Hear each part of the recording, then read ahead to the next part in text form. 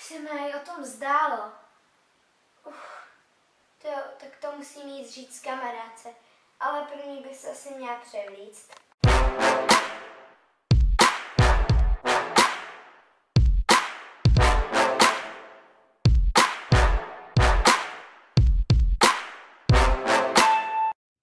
Hej, a víš, co se mi stalo? Hej, nevím. Normálně já jsem včera šla do lesa a viděla jsem tam prostě nějakou strašně děsivou osobu.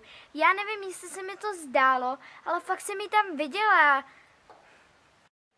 Hele, ty jsi úplnej blázen. Běž radši domů se vyspat a pak si to vyříkáme, jo? Tak ahoj.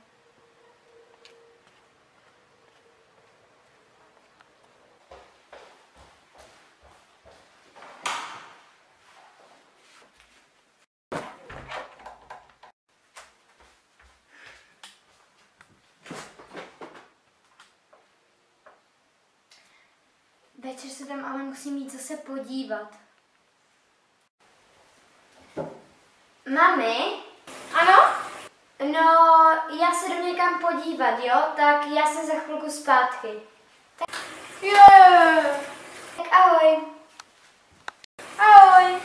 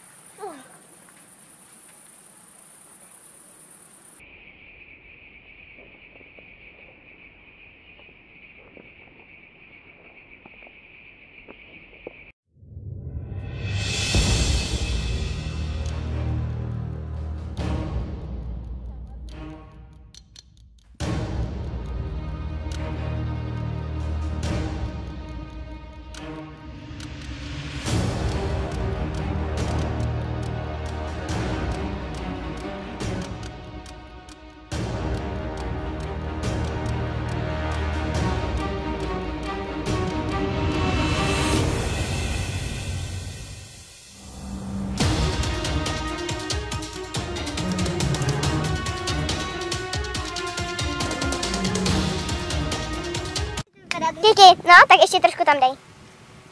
Nejde tam nic vidět? Jsi blázen. Já teďka trošku otřep.